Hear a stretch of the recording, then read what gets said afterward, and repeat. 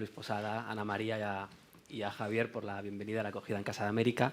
Y bueno, brevemente, si os parece, presento un poco los perfiles de Camila y de Luz. Muchos ya les conocéis y a partir de entonces bueno, empezamos un pequeño diálogo sobre esta relación entre literatura y periodismo, que yo creo que vamos a planteárnosla como la búsqueda de las no fronteras entre las dos disciplinas, ¿no? Y cómo se mezclan y cómo se enriquecen, ¿no?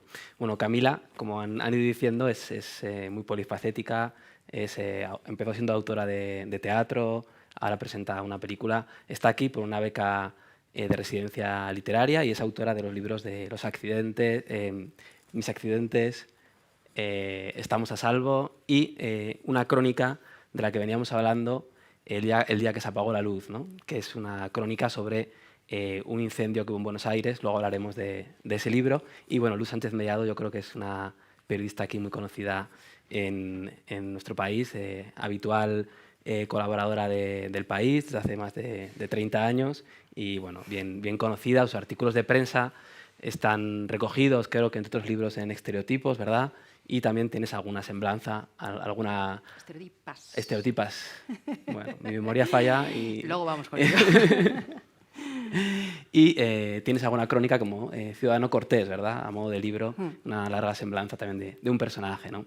Bueno, si quieres empezamos con Camila, un poco para hablar de tu trabajo de no ficción, que es una parte de tu trabajo. Has hecho bueno, obra de ficción en cuentos, estás trabajando en una novela, tienes tu obra de dramaturgia y también como directora de cine, pero tu trabajo como de no ficción también es bastante importante y, de hecho, ese libro, El día que apagaron la luz, bueno, es una publicación que salió en Argentina, en México, también ahora se puede encontrar en España, y es una crónica larga donde bueno, se mezcla mucho literatura y periodismo y a modo de un reportero, pues a partir de ese acontecimiento, ese incendio en el que hubo casi un centenar de muertos, ¿verdad?, en Argentina, en un concierto, pues entonces esa reconstrucción del episodio con el que tú estabas vinculado, ¿no? Porque tú eras de algún modo, eras bastante seguidora de ese grupo y conocías gente que fue ahí y bueno, haces esa labor de ir entrevistando a gente que estuvo en el concierto, a familiares de gente que falleció, etcétera, y haces esa larga crónica donde yo creo que las herramientas del periodismo y la literatura pues se mezclan perfectamente, ¿no? Y ahora estás también trabajando en este otro proyecto, ¿no? Que es este libro sobre Charly García, que bueno, tú decías en la memoria, porque es uno de los proyectos por el que accediste a la beca, decías que era una especie de campo nacional musical argentino, un secreto que viaja de ciudad en ciudad de Latinoamérica. Aquí es menos conocido en España, pero es un trabajo de no ficción también, donde bueno, mezclas el ensayo, supongo, ¿no? Está en marcha el libro, donde mezclas el reportaje, etcétera. Bueno, quería preguntarte ¿cómo decides estos materiales meterlos en la ficción o en la no ficción? ¿Cómo decides decir, bueno, con Charly García no voy a hacer una novela, voy a hacer un largo reportaje sobre él? ¿Cómo decides situar este material en un género o en otro? Y también qué herramientas en estos libros, en El día que apagaron la luz y en este libro sobre Charly en marcha, coges del periodismo y de algún modo crees que sirven para hacer literatura. Ok, bueno, hola. Buenas tardes. Bueno, por ahí puedo retomar un poco lo que decías al principio cuento un poco cómo escribí ese libro, El día que apagaron la luz, que es un libro que se publicó en Argentina en el 2017, 18, no, 19. Es el primer libro que escribí de no ficción, necesariamente porque me parecía que no podía hacer una ficción con algo tan reciente, por una necesidad de respetar bastante los hechos, digamos. Creo que la decisión tuvo absolutamente que ver con eso. No fue una decisión de necesariamente volcarme a ese género, ¿no? Sino que un poco el hecho lo pedía así, de esa manera. Fue una tragedia que sucedió en el 2004 en Buenos Aires, en la ciudad de Buenos Aires. En ese entonces yo tenía 15 años y escuchaba muchas bandas de rock, así como mis amigos. Tenía muchos amigos y amigas en esa época en la que uno es más gregario y necesita estar fuera de casa. Y entonces, bueno, estar un poco fuera de la casa familiar tenía que ver con escuchar música y con ir a ver recitales. Entonces, en esa especie como de sensación de inmortalidad que da la adolescencia. Éramos fanáticos de una banda que se llamaba Callejeros y esa banda hizo 3 fechas y la tercera fecha sucedió una desgracia bastante evitable y una desgracia que podría haber pasado en el 2004 como en el 90 o en el 83 en Buenos Aires, en el que ya había como una costumbre de reunirse a escuchar música en sótanos cerrados, en lugares, digo, para nada preparados para una tragedia o para algo que tuviera que ver con fuego, con agua o con, digamos, eran como pequeños como habitáculos de felicidad y de muerte, porque, o sea, es increíble que no haya pasado antes. Volviendo a eso, en esta tercera fecha, bueno, se encendieron muchos fuegos artificiales porque se prendían fuegos artificiales en lugares cerrados mientras tocaba la banda, lo cual también es increíble que haya pasado, y una chispa incendió el techo y eso eliminó un veneno, un olor que era veneno porque ese material era un plástico venenoso. Entonces, más que un incendio, fue una especie como de envenenamiento general y esos chicos y esas chicas no pudieron salir de ahí porque las puertas estaban cerradas con candado. Entonces, yo vi todo eso por televisión porque yo esa noche no fui, yo había ido la noche anterior a ese mismo lugar y tenía amigos ahí, tenía, bueno, al que era mi novio en ese momento, yo era muy chica. Entonces, bueno, a partir como de ese, yo creo que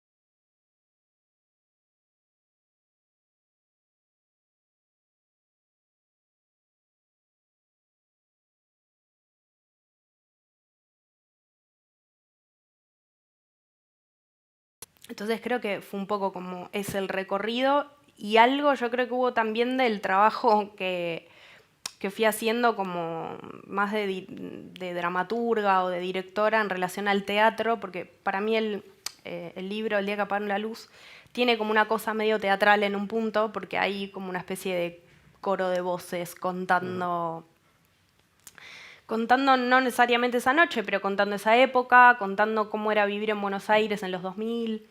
Entonces, podría decir que eso, como no lo escribí, o sea, el libro lo escribí yo, pero lo escribí con toda esta gente también, y fui armando como ese patchwork o Frankenstein que conforma esa especie de libro, instalación, prueba, que todo basado como en hechos reales, digamos.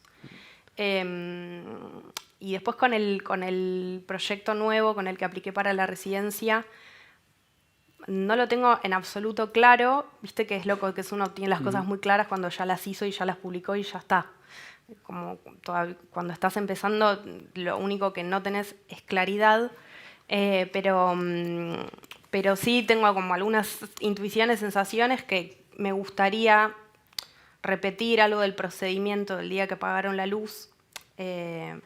Quizás entrevistando a fanáticos y a fanáticas de esta figura que es Charly García, que es un músico argentino que muchos no lo conocen y eso me parece increíble, porque en Argentina es Maradona, Charly García y Messi. O sea, es como ese es un poco el tótem.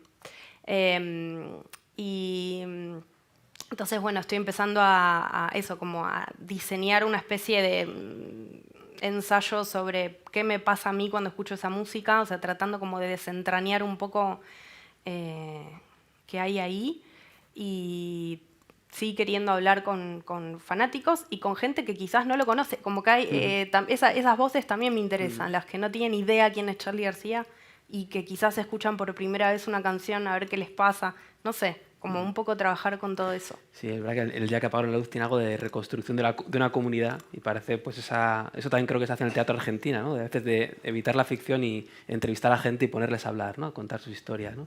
Igual de ahí pues han ido mezclando también, bueno, periodismo y literatura y más cosas en tu caso. Sí. Sí. Bueno, Luz, yo también quería preguntarte, ya que hablamos, ¿no? de, como dice el título de esta mesa, de las innovaciones que hay en el periodismo, las incorporaciones. Yo estaba pensando en tu trabajo, ¿no? Que creo que la gente aquí lo conoce por esas secciones que a veces tienen nombres tan, bueno, que se nos quedan tan grabados en la memoria, ¿no? Como Gente con Luz, Luz sin filtros, ¿no? Es que tengo un nombre muy vistoso, sí. O sea, es lo mejor que tengo. Pero bueno, juegas con él, ¿no? Sí. Y también sobre eso quería preguntarte, ¿no? Porque hay como una mirada que yo creo que precisamente tiene que ver con esos títulos, ¿no? Que te gusta mucho jugar y buscar la parte lúdica al periodismo, ¿no? Igual es algo que has incorporado, ¿no? Es una mirada en la que a veces yo pienso, si hay una crónica parlamentaria de Luz Sánchez Mellado, va a ser casi una contracrónica que va a darle la vuelta a la crónica habitual, ¿no? ¿Te gusta un poco buscar salir un poco de los corsés e incorporar esa mirada un poco lúdica? Bueno, no sé si lúdica, pero sí... Sí, digamos, fuera del rebaño, intento. ¿no?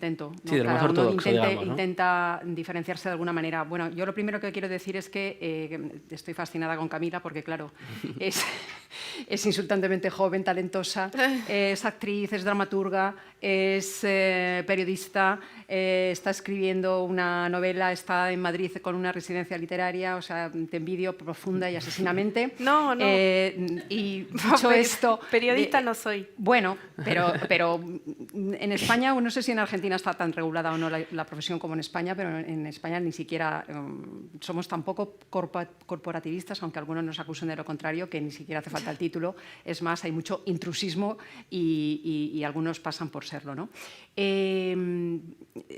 Cuando me invitó el festival EñI, al que agradezco la invitación a esta charla, lo de innovación, digo, bueno, innovación y yo que tengo 57 años no pueden ir en la misma frase.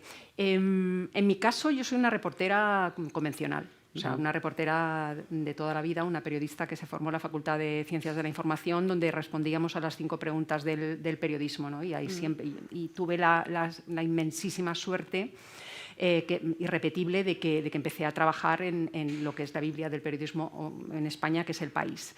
En El País aprendí todo lo que sé y todo lo que he decidido no acatar. O sea, y me solté en la melena precisamente cuando alguien me dio la oportunidad de hacer algo distinto de una noticia o de un reportaje convencional, que fue unas columnas gamberras para un verano, en la que me dijeron escribe de lo que quieras en 400, 500 palabras, y como básicamente lo que soy fundamentalmente es vaga, pues decidí tirar por lo que tenía delante, y lo que tenía delante era yo misma y mis amigas conocidas, mis vecinas, mis compañeras de trabajo, las mujeres, y de ahí salió una serie de verano que es el título este de Estereotipas, en el que, como yo pensaba que no lo iba a leer nadie, era verano, era agosto, la gente está en la playa con el chiringuito y no le iba a leer nadie, pues empecé a hablar un poco la idea de Camila, de la realidad, pero sin cortapisas, sin corsés, soltándome la melena y pisando callos, utilizando el yo, que en periodismo es absolutamente anatema. En el libro de estilo del País estaba prohibido empezar una crónica con una primera persona del singular. Sí. Y bueno, decidí experimentar ahí, y resulta que, para mi sorpresa, pues esos retratos de mujeres, esos arquetipos que tenían todo o casi todo de ficción, pero no todo. Aquí hay una estereotipa, no voy a decir quién es, pero ella sí sabe quién es, moderna por contrato, que fue una de las que tuvieron mucho éxito. Era una persona madura que trabajaba con un equipo muy joven y perdía pie, no sabía sus códigos, intentaba que no le pasara a la juventud por encima, como yo ahora con Camila. Yo empiezo a ser ya moderna por contrato, por edad, y resulta que aquello gustó.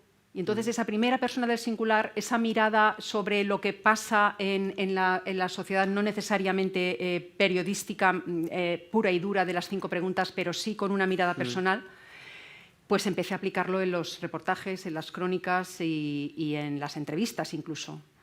Y resulta que, bueno, pues que aquello tuvo cierta repercusión y si algo he podido, digamos, aportar a esa innovación que ha podido ser la historia colectiva hablo de mi casa, hablo del país, en los 46 años de historia que tiene. Aparte de poner 2 palabras en la columna de contra, porque antes era una sola, yo ahora pongo 2 y estrecho la maqueta todo lo posible para que quepan 2 palabras, es el uso del yo. El uso del yo responsable, el uso del yo, como comentaba Camila, incorporándote tu experiencia, tu vivencia, tu sensibilidad, tu mirada a un hecho colectivo, que puede ser el periodismo, a una sesión de control parlamentaria en la que tú estás con tus circunstancias observando eso, pero también sabes quién es cada uno y si no sabes lo preguntas, que somos los periodistas, lo preguntas, incorporas voces, te preguntas a ti mismo. Y con todo eso se mete a una batidora y a base de insistir, disciplina, años y a veces la visita de la Virgen, que de vez en cuando se te aparece, pues salen las crónicas y salen los reportajes. Sí, bueno, y que se reconoce un poco la personalidad en tu voz, yo creo que es bastante marcada, para bien, ¿no? Digamos que es como... Es una firma que uno dice, bueno, de repente empieza a leerlo y dices, esto será Luis Sánchez Mellado. Te lo agradezco porque me cuesta un parto.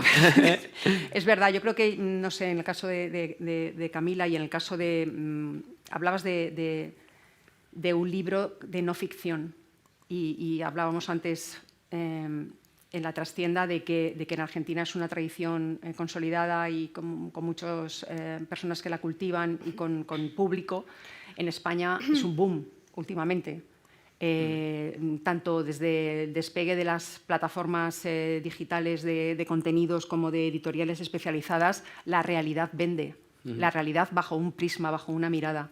Y los periodistas, muchos están saltando al terreno de la generación de contenidos no estrictamente periodísticos, sí literarios, sí de audiovisual. La serie Fariña, por ejemplo, de éxito mundial, está creada por Nacho Carretero, que es un reportero del País, lo mismo, tan convencional o más que toda la escuela de las 5 preguntas, pero ha ido más allá. Y eso se ha convertido en teatro. Y están los podcasts, y están los generadores de contenido en streamers que también tienen esa vocación periodística. Yo creo que todo puede ser materia del periodismo y de la literatura en este caso. Los géneros y las fronteras se diluyen, pero en lo que no se puede renunciar es a la honestidad y a la objetividad, que creo que es inalcanzable. Sí, bueno, y esa mezcla entre literatura y periodismo, decíamos que en el caso argentino tiene una tradición bastante amplia, y tú aunque decías que, mira, yo no soy periodista, pero también escribes en prensa, escribes artículos. Por ejemplo, yo estaba leyendo antes de esta charla, y había leído alguna otra vez antes, unos artículos tuyos, por ejemplo, en tu crónica sobre San Sebastián, ¿no? Decías, ficciones sudacas, ¿no? Y contabas, bueno, creo que con el título se entiende bien por dónde puede ir el artículo, ¿no? Y también, bueno, sobre Charly García tienes algún otro texto, ¿no? Publicado, ¿no? Por ejemplo, Anclado en una idea fija, ¿no? Creo que se llamaba, donde igual das pistas de... Sobre alquilar en Buenos Aires también, sobre la propiedad. Quería preguntarte si es como una especie de campo de pruebas, donde tú igual hay ideas que tienes en la cabeza y vas como tanteándolas de una manera intuitiva, y luego en el futuro igual acaban plasmadas en un libro, ¿no? O sea, si el periodismo te permite, o el periodismo de la que tú haces, igual son crónicas, son artículos, te permite igual ir explorando temas que acaban volcados en un libro. Sí. Está pasando algo incómodo, que es que estoy como en el reflejo, o sea, me veo a mí misma. Tu fantasma de... Sí, como cuando en el... Voy aquí en este edificio. No, porque voy a dejar de mirar porque es incómodo.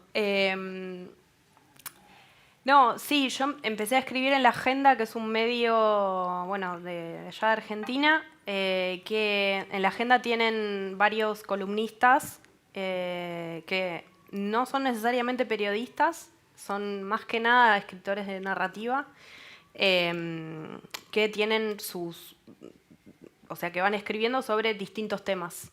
En mi caso, en general trato de sí hablar de algo de coyuntura, no necesariamente política, aunque bueno, todo es político, pero casi siempre trato de tomar un tema de agenda que haya pasado en Argentina en esa semana o en ese mes, porque en Argentina pasan cosas todo el tiempo, no hay un respiro. Y eso trato de encontrar la manera de vincularlo con algún tema personal, que casi siempre creo que lo personal por ahí es menor que lo social o lo que bueno, incluye a otros. Entonces, creo que en esos textos, esas columnas, trato de hacer convivir esas dos cosas de la manera más natural, y quizás intento sí dar mi opinión sobre distintas cosas, esto que decíamos recién, sobre, bueno, un poco sobre la ley de alquileres, que es un tema que a mí me aflige muchísimo, que le aflige mucho a la gente de mi generación en la ciudad. Bueno, escribí un texto enorme también cuando intentaron, bueno, hubo un intento de homicidio con la vicepresidenta, con Cristina Kirchner. Yo creo que si yo no encontrara esa forma de desdibujar un poco lo periodístico, un poco hablando de mí y ayornándolo con algo más narrativo, poético, si se quiere, no me animaría para nada a escribir sobre, no sé, sobre las elecciones en Argentina la semana pasada, porque no me siento capaz, porque no me considero periodista, porque tampoco quiero serlo, y porque también eso es ponerse como en un foco de atención bastante duro. Digo, yo, no sé, admiro a la gente que lo puede hacer, digamos, que es como, bueno, ir con el batallón, con esa opinión, bueno, a matar o morir, porque, digo, podés recibir de todos lados.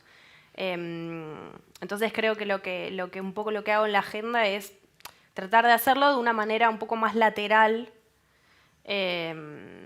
y muchas otras veces, bueno, también surgen temas que quizás no son tanto de contexto y tienen que ver más con la idea de, no sé, bailar lentos, por ejemplo.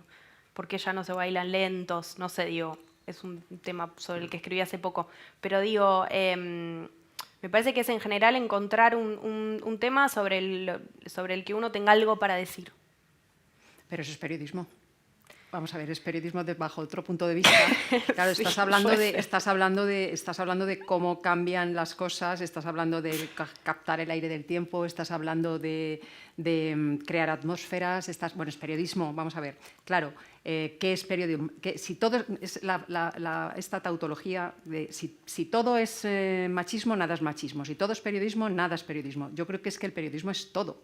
Yo creo que es todo en el sentido de que la famosa definición clásica de Scalfari, ¿no? El director de la República, periodista es aquel que le cuenta a la gente lo que le pasa a la gente, ¿no? En ese sentido, yo creo que todo narrador, siempre que capte o intente captar el espíritu de su tiempo, tiene algo o tiene alma de periodista, ¿no? Y eso me lleva lo que has dicho de que en los medios en los que publicas también hay escritores que son escritores y que hacen piezas. En El País tenemos la cuarta página donde cada mes se escribe Mario Vargas Llosa, un paginón, y ha tenido el premio Ortega y Gasset de periodismo. Quiero decir, Vargas Llosa es periodista, es escritor. García Márquez, obviamente, él se autocalificaba de periodista. Vargas Llosa no sé si se ha autocalificado o no.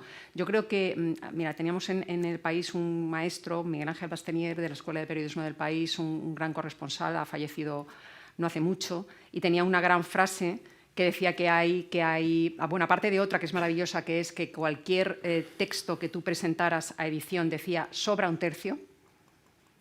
si le presentabas 7 folios, sobraba un tercio. Y si le presentabas un folio, sobraba un tercio. Wow. Y es cuando lo escuchabas querías asesinarlo, pero luego te ponías, porque no cabía más de un tercio, y realmente sobraba un tercio. Y luego tenía otra me refiero a la capacidad de síntesis, ¿no? de un periódico.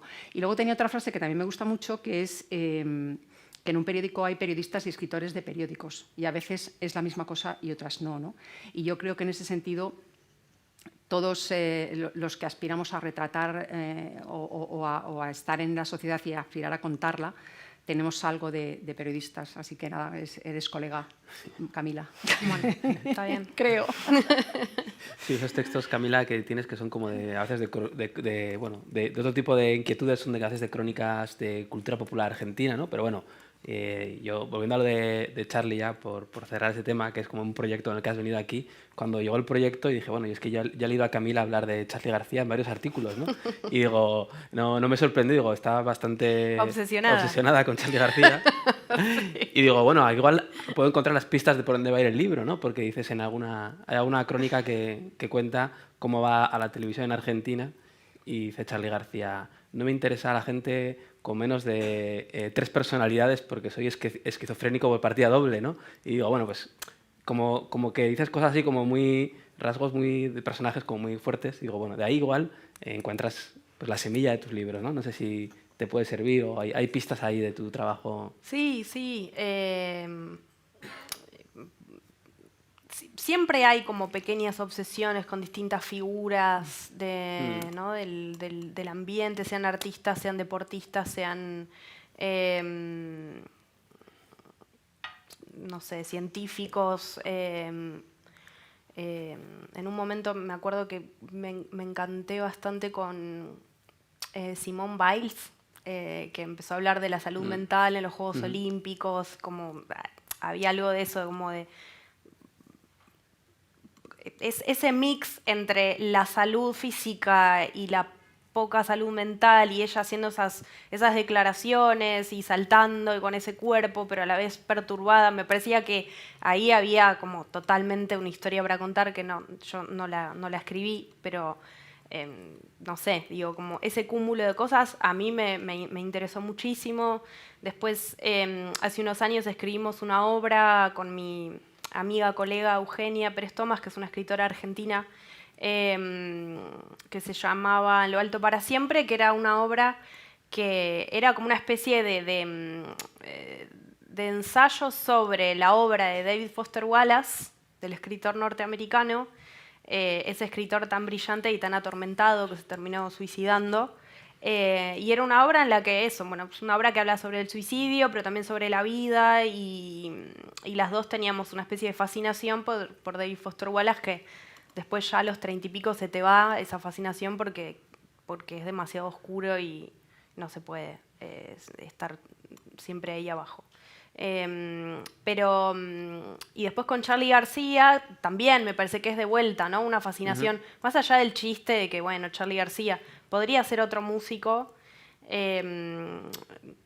Yo creo que quizás siempre fui como una fanática, no sé, porque cuando era chica era una fanática de las bandas, digo, esto que contaba antes, que iba a recitales, no sé qué, bueno, era como el motor era el fanatismo. Entonces, lo de Charly me parece que tiene que ver con, tomando a Charly como la parte por el todo, hablar un poco de cierta idiosincrasia argentina por sus ídolos, por sus figuras, esa necesidad del reviente, de salir a la calle a pronunciarse. Cómo es también haber nacido y haber crecido en ese lugar. Y la música de él siempre fue como un exponente de todo esto que estoy diciendo. Sí, pero bueno, pero como decía Luz, en esos trabajos en prensa hay como una literatura en marcha, ¿no? Que de algún modo yo creo es lo que hay en los periódicos, ¿no? Te encuentras literatura de otra manera, ¿no? Que no hay que pensar que solamente existe cuando se concreta en un libro, sino que hay una literatura que sucede de otra manera y que igual incluso a algunos autores les viene bien esa prisa, esa urgencia, esa necesidad de cubrir un espacio para hacer su obra, ¿no? Y en el caso argentino hay muchísimos autores. Leila Guerriero está haciendo su obra en la prensa, ¿no? Sí. Su obra literaria, ¿no? Luego se recoge a veces en libros, en tu caso también se está recogiendo en libros, pero es una literatura que a veces, ¿no, Luz? Sucede pues, con las necesidades del periodismo. Bueno, sucede con la hora de cierre. O sea, sucede con la prisa. Claro. Y sucede con la urgencia y sucede con el suelta tu puta pieza Sí, sí. de los de maqueta que dicen acaba ya, acaba ya. Y es verdad que hay artículos de prensa que los lees con un placer inconmensurable y que son redondos y son capaces de captar lo que hablabas es Charlie, ¿no? Me iba Andy García, me vas a matar. O sea, que probablemente no sabes ni quién es. El actor. Sí, menos mal. Pero no, claro, cuando dices que es un crimen no saber quién es Charlie García, y realmente puede que lo sea, lo que estabas contando de aspirar a contar un país, una generación, una idiosincrasia, una figura humana a través de un personaje, es un perfil periodístico largo. O sea, quiero decir que con los abismos y los océanos de diferencia, alguien que ahora mismo hiciera un perfil de Belén Esteban, que probablemente no sabes quién es y tampoco te pierdes gran cosa si vienes de fuera, pero si vives en España y no sabes quién es Belén Esteban, tienes un problema de conexión con la realidad, y algunos periodistas presumen de no conocer a Belén Esteban. Es una heroína, es una mujer que saltó a la fama por ser mujer de un torero y madre de su hija, y posteriormente ha construido su fama en la televisión contando su vida y creando casi un género en sí mismo que es ser Belén Esteban, ¿no? Pero ella, hablo de Belén Esteban como podría hablar de un montón de personajes que sin saberlo encarnan una época, la sociedad del espectáculo, el consumismo, digamos la frontera entre la intimidad y la exposición pública. A través de ese personaje se podría retratar a una España en un momento determinado. Entonces esa ambición de un libro también se puede tener en un artículo periodístico que tienes que cerrar mañana, porque mira, la semana que viene va a haber centenares de perfiles de Leonor de Borbón Ortiz, a quien nadie conoce. Cierto. Nadie conoce a esa niña. Soy la heredera de la princesa de Asturias, la semana que viene cumple 18 años, y va a haber ríos de tinta, millones de píxeles de fotos, o como se mida la audiencia digital, de clics en artículos que hablen de una niña a la que no conoce nadie, y que tiene 18 años y que se supone que es la futura heredera del trono. Y ahí quien lo haga va a tener un cierre, va a tener un deadline, va a tener un suelta tu puta pieza, y probablemente eso le va a spoilear con lo que pueda documentarse sobre Leonor, con lo que pueda hablar con gente próxima, con su propia mirada sobre el personaje, y con un poco de suerte y la virgen que digo que de vez en cuando se aparece. Estoy convencida de que saldrán piezas mediocres, malísimas, y alguna maravillosa. Y probablemente la que salga maravillosa pues podrá formar parte o el germen de un libro, o incluso un libro. La literatura no tiene por qué tener 300 páginas, puede tener 300 palabras, que mide la columna de la última página del País, y en la que Leila Guerriero a veces hace auténticas joyas. Sí, bueno, hablando de Leila, que además pues luego hablaremos con Camila, porque ella se ha formado mucho en sus talleres y bueno, tiene bastante vínculo con ella. Es verdad que sobre la literaria, ¿no? Dices, Teoría de la gravedad es casi un autorretrato que va haciendo a través de sus columnas, ¿no? O El plano americano, que son unas semblanzas pues, de algunos personajes, muchos son creadores. Bueno, Camila tiene una semblanza hecha por Leila, ¿no? Sí. Joder, mi vida. Lo tienes todo. O sea, que hay una obra en marcha en la prensa, ¿no? Y bueno, yo creo como que es verdad que esa adaptación de muchos escritores que vienen de la prensa, pues hace que su obra salga por ahí con unas formas que son un poco imprevistas, pero bueno, hay que quitarse igual el fetichismo del libro, que no es lo que determina la literatura, desde luego, ¿no? Se la encuentra uno en cualquier sitio. Y hablando de eso que has comentado, bueno, incluso ahora por las redes sociales han surgido también obras literarias, por ejemplo, el diario, que era siempre un género de la intimidad, ¿no? Parece que la gente lo escribía por la noche en su casa y luego cerrado en un cajón, y cuando te morías salía el diario, ¿no? Como parece un género casi póstumo, ¿no? Encontramos el diario, sí. A ver qué pensaba, qué le pasaba. Ahora ha habido diarios de muchos escritores, por ejemplo, Marta Sanz tiene un diario que lo escribió en Instagram y lo proyectó luego en un libro, ¿no? Pero originalmente empezó, creo que utilizó Instagram para escribir su diario, y luego ya salió y dijo, ya estoy hecho suficiente en mi trabajo, ya he aprendido de Instagram, ya no quiero saber más. Pero bueno, que quiere decir que esa adaptación, que en el periodista probablemente pues sea una necesidad más constante, ¿no? Estar como mucho más conectada con las necesidades del presente y no sé cómo se plasma en tu trabajo, ¿no? Las redes sociales. Mira, yo ahí tengo una experiencia personal. Yo me abrí Twitter, bueno, me lo abrió Maite Nieto, que es una compañera que está ahí en el público y que acaba de echarse a un lado. Periodista con 30 y tantos años de experiencia o 40 en el país, yo me negaba a abrirme redes sociales, ¿no? Y solamente dije que me iba a abrir Twitter cuando tuviera una pistola en la cabeza.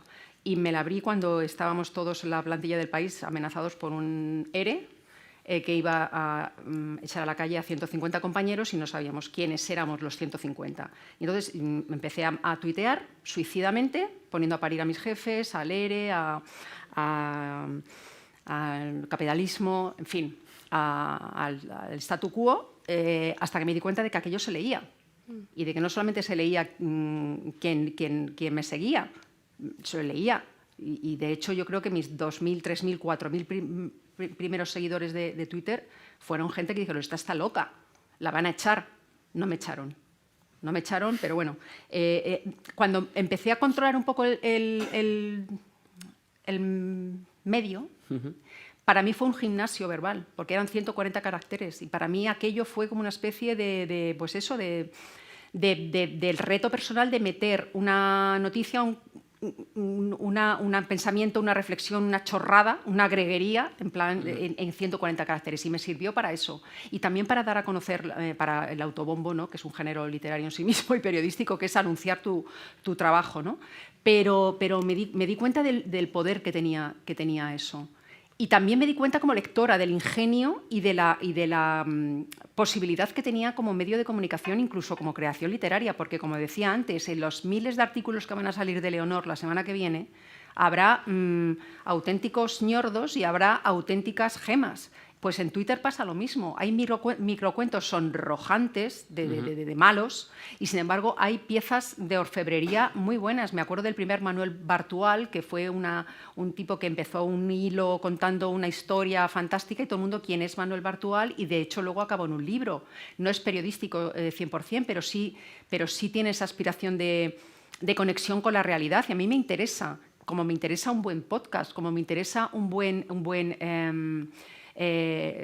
streamer o un buen tiktoker que realmente sea capaz de meter en ese formato, en ese medio, algo interesante, con mirada, con proyección, con esa primera persona de la que hablaba Camila, de meterte y de cosas que te atañen, que te duelen, que te arañan, o que te excitan, que te gustan, que te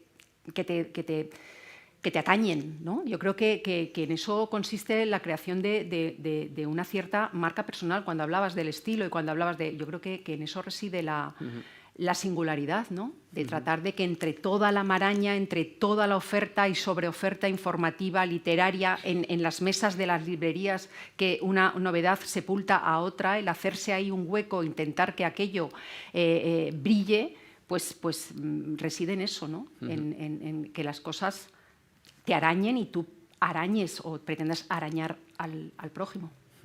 Bueno, sí, con esa personalidad, esa honestidad de la que hablabas, ¿no? La manera de hacerte oír en ese ruido que hay, ¿no? Trabajando de esa manera, ¿no? No sé. Bueno, Camila, ha salido aquí el nombre de Leila Guerrero en muchas partes y antes hablábamos de las diferencias entre España y Argentina. Aquí no conocemos a Charly García demasiado. Yo poco a poco me voy familiarizando, pero es verdad que desde luego no es ese fenómeno que hay en Argentina y puede chocarnos. Y te comentábamos también bueno, que tú te has formado en el taller de Leila Guerriero y todavía siendo escritora pues acudes a él y como que es una tradición muy habitual en Latinoamérica en realidad, ir a talleres, y en España entonces decíamos, bueno, en España los talleres literarios son una cosa más bien reciente y como que los escritores ocultaban un poco haber ido a talleres si habían ido, como que era una deshonra, ¿no? De ir a un taller a aprender. Y bueno, quería preguntarte un poco por cómo te ha marcado en tu trabajo pues la relación directa de Leila Guerriero, que además, bueno, pues contigo tiene bastante, tiene un trato muy cercano y conoce bien tu trabajo. Si colaboró igual, por ejemplo, con el día que apagaron la luz, el día que se apagó la luz. Bueno, de alguna manera cuéntanos un poco tu aprendizaje en el taller. Sí, no colaboró, o sea, cuando yo hice ese libro todavía no nos conocíamos con Leila. empecé a ir a su taller, hará 3 años, 3, 4.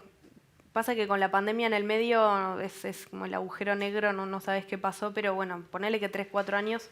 Un año normal y después ya pandemia, Zoom, todos nosotros ahí y Leila con la biblioteca siempre de fondo. Entonces, por suerte la teníamos toda para nosotros porque él no podía viajar a ningún lado porque Leila viaja mucho. Entonces el taller siempre está cortado por sus viajes. Y justo en la pandemia, bueno, era nuestra, era el chiste. Y sí, es los lunes en su casa. Hay una tradición muy del que el tallerista da taller en su casa, o sea que no es solamente conocerlo, sino también es conocer su intimidad, su baño, sus gatos, sus mascotas y quizás su marido o mujer que entra o sale y con la bicicleta y subirse el ascensor. No sé, como todo ese folclore también es parte de hacer un taller con un escritor o escritora que a mí me parece encantador eso, porque se rompe un poco como esa cuarta pared del respeto seguro, pero de que el otro sea como una pieza medio de cera, no sé. Y en el taller son todos periodistas, menos yo y otras 3, aunque bueno... yo te convalido. Juguemos a que soy periodista, pero en el sentido real de que es un grupo, somos 15 en total y la mayoría son periodistas de distintos medios. Y escribimos un texto por semana, o sea, llevamos escrito muchísimo ya desde que empezamos el taller y siempre son consignas que ella da a partir de cosas de coyuntura o no, o lecturas. Leemos mucha narrativa también, mucha poesía, porque Leila escribe mucho leyendo poesía, entonces hay algo de eso que está bueno.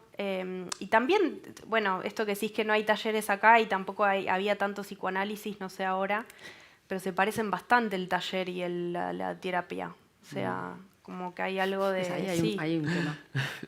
Porque, digo, es un grupo que está todo, digo, estamos todos conversando en pos de que ese texto mejore o desmejore o viendo como, digo, no sé, como escritor o como escritora las decisiones que vas tomando.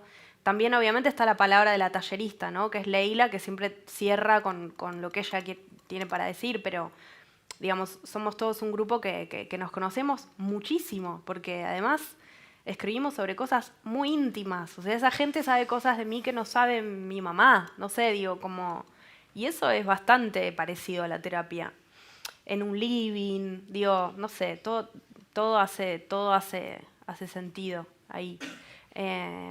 Así que yo creo que es algo que estaría buenísimo que se instale un poco más acá. Sí, poco a poco van surgiendo escuelas de escritura y psicólogos también, ¿no? Y... Escuelas no, ir a a domicilio. Sí, creo que hay alguno aquí que creo a una escritora argentina que tiene un taller y también era en su casa, ¿no? Que era como, bien. Pero creo que es por eso. Porque yo tengo amigas para todo. Una amiga sí. que es aquí presente se ha apuntado después de toda la vida de periodismo, está yendo a un taller de escritura. ¿A domicilio? A domicilio, ¿no? Bajo de una librería, sí. Sí. Ah, no, eso es una librería, no. Pero es su casa. Ah, es la casa de la... Ah, listo, entonces sí. Pero no, lo hemos comentado antes y es interesante. Es interesante porque es verdad, en España hasta hace exactamente 5 años o menos, los años de la pandemia, ir a terapia no era tabú, pero casi. Y es verdad que a partir de la pandemia y también de casos sonados y de personalidades que han dicho y han hablado sin tapujos de la salud mental, como Simone Biles, de la que has hablado, o tenemos otros ejemplos en España, ¿no? Ricky, el baloncestista. Bueno, muchos deportistas han sí, ido muchos saliendo, deportistas, ¿no? Actores que han hablado. Ángel Martín, que es un cómico que ha escrito un libro sobre su peripecia con un brote psicótico y su necesidad de ayuda psicológica. Eso ha dejado de ser tabú. Y el hecho de aprender a escribir, claro, es verdad que hay como una especie como de, bueno, yo es que vengo así de fábrica, ¿no? O sea, escribir se aprende. Que he leído una cosa tuya interesante en una entrevista en el Festival de San Sebastián, porque esta señora ha presentado una película en el Festival de San Sebastián, o sea, por eso digo que lo mío es envidia, o sea, sin ningún tipo de pudor te lo digo, en la que hablas que a escribir no se aprende pero se domestica. Entonces tú, Leila, te está domesticando. Sí, un poco sí. Estamos siendo domesticados los 15 por Leila. Claro, pero de una manera hermosa igual, Pero... Claro, es interesante eso, porque yo no sé si tiene que ver con un poco a lo mejor la soberbia o ese pudor español, ¿no? Esa cosa que nos da vergüenza. Sí, nos da vergüenza desde decir luego está bien esa frase porque es una manera de animar a la gente a decir, bueno, ya vuestro orgullo está a salvo, van a daros un toque de domesticación, ¿no? Claro. Pero había una cosa un poco soberbia, decir, bueno, yo a escribir, que es algo tan personal, sí, no, yo creo no que voy a someterme a... En ese sentido, bueno, a lo mejor nos estamos yendo por los cerros de, sí. por los cerros de Buenos Aires o los de Madrid, pero esa cosa tan española, por una parte, la falsa modestia, de decir, no, la mía no es tan buena y tal. Y dices, coño, pues sí, algo tengo, ¿no? Y por otra parte, la soberbia, ¿no? Y yo creo que eso también es muy de columnistas y muy de literatos, de las dos cosas. Las guerras de egos, ¿no? Entre novelistas que tan buenas tardes nos han dado en España, los académicos que se baten a florete en los periódicos, es un género periodístico y literario en sí mismo, y las guerras de egos de columnistas que podemos también sectorizar por géneros, hombres, mujeres, feministas tiputudos, gallegos madrileños, o sea, del Real Madrid y del Atleti, o sea, tenemos ahí muchas dicotomías, ¿no? Y en ese sentido yo creo que al final, insisto en mi teoría de que lo bueno resplandece y no importa tanto el medio como el mensaje y la calidad sobre la cantidad. Sí, bueno, ya por ir cerrando, antes de ceder la palabra al público por si hay alguna pregunta, hablando un poco de estos aprendizajes, ¿no? Que en el caso de Camila pues sigue esa escuela, por lo menos una parte del trabajo, ¿no? Con Lila Guerriero. Luz, tú, estas aportaciones que se hace al periodismo, de alguna manera, uno le gustaría a los que vienen después o a los que están ahora empezando, marcarles un camino, darles alguna pauta. ¿Tú qué les dirías, ¿no? Como para que exploraran su trabajo, ¿no? También para que lo hagan a su manera, pero ¿qué les dirías para que lo exploraran bien, ¿no? Bueno, de vez en cuando me encargan hablar a los jóvenes. Dejad que los jóvenes se acerquen a mí, en plan ya debo ser muy mayor. Pero sí, de vez en cuando hablo en la Escuela de Periodismo del país o en alguna universidad y demás. Y estoy bastante de acuerdo con lo que dice Camila, escribir no se aprende. O sea, creo que no se aprende. Igual que cuando se habla de la elegancia, ¿no? Una cosa es ir bien vestido y otra cosa es ser elegante. Y la elegancia no se aprende. Yo creo que a escribir no se aprende. Se tiene o no se tiene esa capacidad tanto de observación como de realización de la escritura, pero sí se puede vestir bien, sí se puede escribir bien, que no es lo mismo exactamente que traspasar, ¿no? O sea, conseguir esa conexión con el lector, sea de periódicos o sea de libros, o sea un espectador, o sea de una obra teatral. Yo creo que esa conexión no se aprende. ¿Qué les digo? Que se suelten esa melena, que yo me solté cuando mi jefe Goyo Rodríguez, al que maldije porque me jodió un verano, me dijo, escribe de lo que quieras. O sea, que esas 5 Vs dobles que nos enseñan en la carrera y que tienen que estar, tú tienes que, en una pieza, en un libro, quién, cómo, dónde, por qué, para qué, cómo, o sea, eso tiene que estar, pero eso ya lo tienes dentro. Y una vez que tienes dentro eso y que tienes tu bagaje correspondiente y que has picado mucha piedra, porque una cosa es que no se aprenda y otra cosa es que no tenga que picar piedra. Y quien dice picar piedra dice editar como un bestia a otras personas para ver y leer como un cosaco, o sea, con un cosaco no, eso es beber. Leer sin tasa ni medida para que se te pegue algo o para por lo menos que te suenen las palabras, ¿no? Les recomiendo que se suelten la melena una vez que se han desenredado. Entonces, que se la suelten. Y yo creo que de ahí, pues alguno puede brillar. Bueno, pues antes de cerrar, yo me gustaría hacer la palabra si hay por lo menos una pregunta.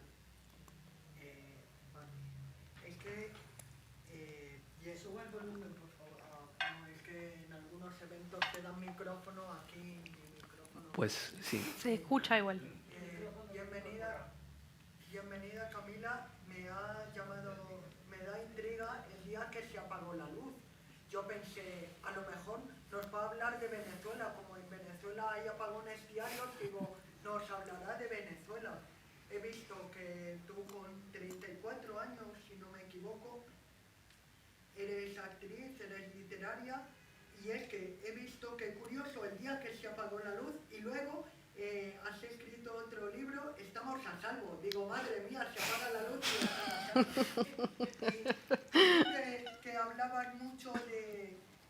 hablaban mucho de Charlie, que no lo conocemos. Yo digo, a lo mejor con esta tormenta va a hablar del Trueno, el cantante argentino, no sé si lo has escuchado. Yo prefiero más a Rata Blanca, obviamente.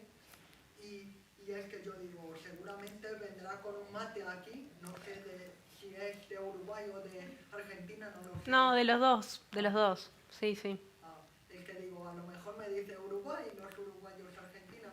Y es que luego en Instagram te enseño un poema que estoy escribiendo con el título de tu libro, y es que vi que como la noticia esta del incendio de la discoteca, como que me has dejado mucha intriga, porque yo investigo las noticias, porque aquí hay periodistas, no sé si investigáis alguna noticia, como por ejemplo la muerte de Lorca, que en paz descanse, porque aún no se ha descubierto dónde está su cuerpo.